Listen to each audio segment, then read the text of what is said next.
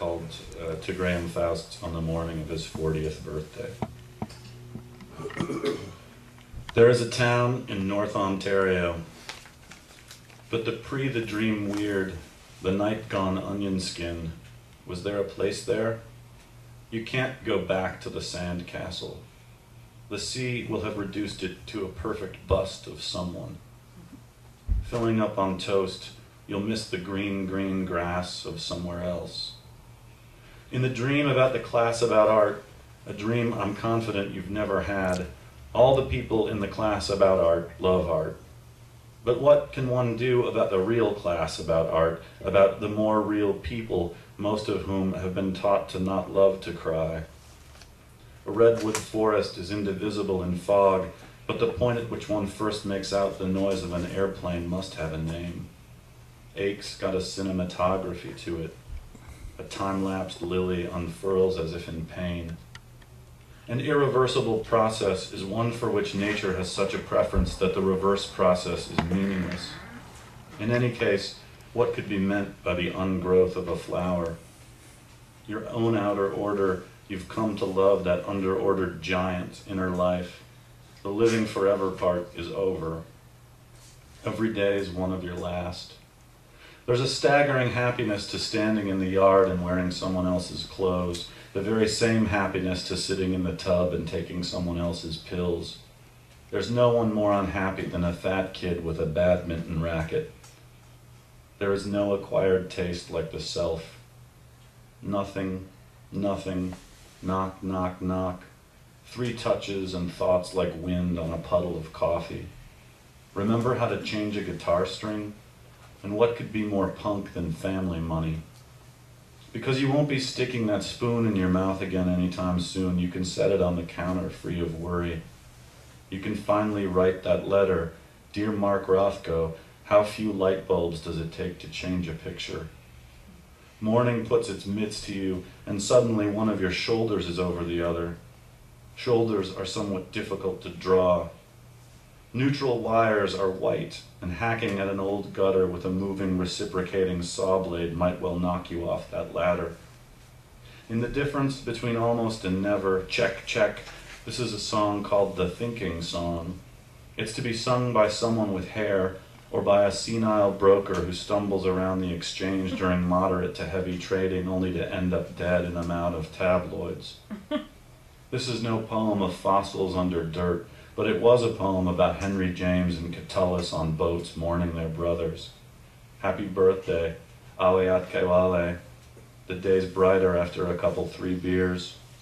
Admit that you thought to yourself that death's a great way of getting out of being here, a minor change in terminology as might arise when something faint and far away becomes the thing that's disappeared.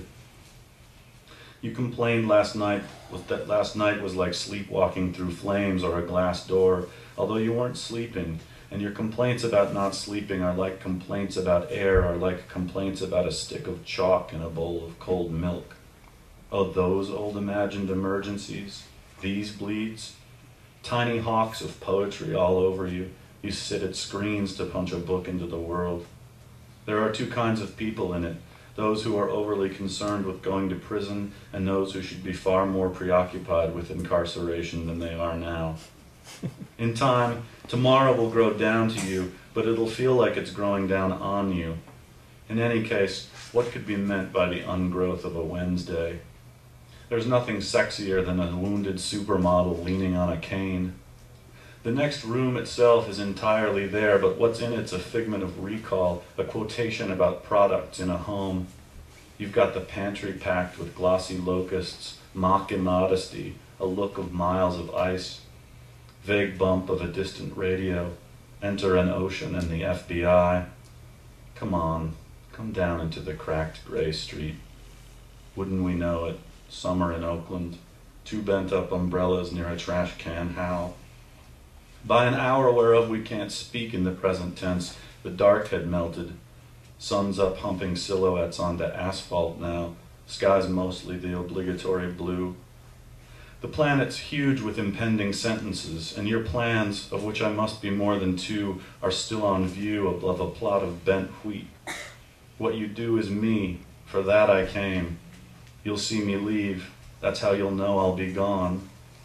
This is the last poem you'll ever write. Oh, I'm joking. Laugh or don't laugh, tears or not. Who between the two of us deserves to be cursed with having only to do nothing or good? Allow me to pull that mouth off. You and I are one another in the ways the closest whisper might be called a kiss, and here we are, kiss or no kiss, kiss or not, up close and vanished as per standardized desire. That said, I'm both camera and satellite, so let's go live now to where it's night and catch crowds rushing out of various overpriced events, converting their initial impressions into speech they can't be bothered to commit to memory. In your sad and American manner, you get as choked up about the collective as you do over the individual. When it comes to songs, you're up and down for them, whether anthem or unfathomable murmur. When it comes to poetry, prose is the World Trade Center of language, free verse the Goldman Sachs. One day, the role of me will be played by no one, the role of you by a slice of meat. Here's the warmed-up chorus. You sore excuse for penis, you fucking dim Wisconsin ghost. Odd to be referred to as the real one, yes, but it's not so difficult not to name things. Rain bright paint, some idea of what I've done, smudged tobacco on the hospital steps. There was a time before you'd forgotten such words, which means that at one point your mouth was probably warm from having used them. I've not accused you of repose in a field of unknown results at noon on the first Tuesday of each month, nor have I accused you of suicide, of loving the void so much that you thought you'd make another one up. But if you're alive, even if you've achieved complete amnesia, I'd like those words with you. And if not, just tell me. I've got some perfume. A little bird hit you. A little bird hates you. Would you look from your skull? You run your eyes down the mirror, my brain all over your face. My brain all over your face, you run your eyes up the mirror. Bed's a great place from which to reiterate the future, and while today competes for our compliance, you watch a cloud slide over and die for us. You take your own shapes every time you lie down, rise in segments like some idiot mime. It's not entirely correct to say that August is like having blood dumped on you, but let's, until we conjure something else. Far be it from a season or the sun to be here for good. Far be it from me to go tipping cymbals into this thing or to grind it into a gritless paste. Far be it from a bird to throw open its tree or from your mind's grey to think upside said bird as fast as you can eat it. Far be it from an alphabet's bastard sentences to weld away all difference. Far be it from anyone to really feel a bone before it breaks. Far be it from that old man to remove his hat in the presence of a lady and keep it off for the rest of his days. Leave it to you to stuff this poem with dull colloquialisms, why don't I? The water'd be lovely were it leather. How often one wants someone toward whom to just bomb, and how infrequently one wants someone at whom to just make faces in the dusk. Where there's smoke, there might be next to nothing, and how soon the sound of liquor against the bottom of a glass becomes the sound of liquor falling all over itself, of liquid turning around its own word. 1 hour's a series of holes in these sounds, and then another hour moves like snow. Having mistaken the taste of the weather for a pile of breath between your lips, you'll get you one of each of every fruit in hell. Once you vowed to be better about hygiene, you found you could no longer understand movies without celebrities in them, and if I'm more than happy to spare your hand, you know the breeze could blow your head into it. I'm back to mangle your half of the shadow. How is it that you're able to hum the theme from the Dick Van Dyke Show, even though you haven't heard the tune in 30 years? Remember when you bit off the other hand and threw it at me, thereby saying goodbye? Time will tear, as they say, and make legible every scratch. Did you say something? Did I? Your recent experimentation with gas-saving gadgets gave you a pleasant placebo-charged feeling of success, although the numbers didn't indicate any real savings. How many times do you have to tell us that when it comes to breathing it's all next, that we'll be shamed really by our own freak hopes, that one drunk grad student's lost inhaler is another's theory-ridden found poem? Here, have a figure for the way you're cruel, a mall built to look like what it's replaced, its bits of disingenuous similitude.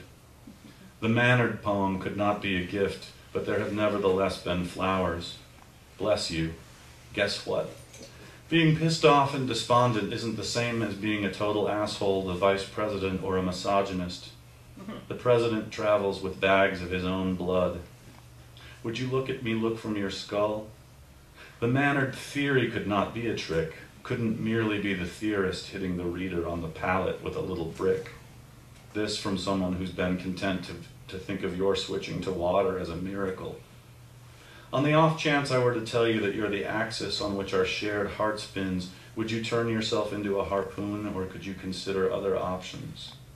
Before you answer, know that you'll be wading out into the afternoon like you're about to pin a medal on someone you hate. The pleasing is legal, and it should be, but the sublime in your latest home state is, I'm sorry, only mandatory. You go small into its wads of progress. You knew to learn early what might be meant. To wit, your dad said to go and get the rifle, and a brief piece of theater recommenced. You moved, gesticulated, talked in a kind of vacuum, the vacuum itself being more interesting, or at least counting for more than anything that went on inside it. You, where's the rifle? Dad, check the top shelf of the closet. You'll need that ladder thing. You, where's the step stool? Dad, in that painting. Thought to be there looking through the picture plane into a space. You, Graham Foust, grabbed up a chunk of soft despotism, slopped it on into your mouth, and began to chew. You chewed as though you were somehow chewing music. Then you said, it's like everything never happened. You said, I feel, therefore the one universe just pushed through itself. Don't you know? Don't you see? Isn't that it? The two of us still pulling on a door? Now you're pressure washing the back patio with a 40-degree nozzle, moving the tip from side to side in a lethargic sweep about a foot or so from the concrete. Tell me, Professor, if you know, what's the sound of one grown man losing his shit in public? Tell me, Professor, if you know the time. Begin with a regular alarm clock and remove its hands. You're left with two concentric shafts rotating at different rates. These are the new hands. Remove the shafts. You're left with gears as the even newer hands. Remove the gears. There's no clock. Come on, let's drive the train for the 1000th time. I'll let you get that boy of yours to school. Guy on the other platform will pull his coat around his cell phone and start to bawl. I'll let you think you're happier than him. In the same and inexact light that must be blurring the shapely hills, the same light that finds you always already, all right already, all right already. You don't want to get adjusted to this longitude.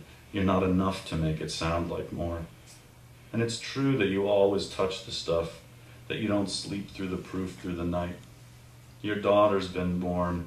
You're just now 40, and here you are making decisions in terms of the historical sediment of contingencies known as instincts. Yes, light is speech. Yes, light. You weren't quite 10 when Joseph Brodsky turned your age. He wrote about how omelets made him barf. What else did he say about his own life then? That it was long and abhorred transparence. I might say the same thing about this poem. The more you peel it back to secrets, the more collapsed the whole enterprise looks, the less like poetry the poem seems to be. There were times when I used to think of you as a peep show and not as a person because I didn't crave most of what you were. These days, you name it, I'll try to take it all away, your neighborhood, even the ceiling. But I can never get everything, see. That house there is almost half full of debris. The walls are here to walk, the floors to climb, while Earth flies its white old kite of a moon. An insomniac is someone for whom waking is more difficult than it is for other people, whoever they are. The television's full of hissing stars. Hypnos won't have you. You become teeth, sweat, skin, teeth, and impossibly sore. To heaven with some priceless ball of dreams. Let this morning be a dime fresh from a forge. I'll just read one more.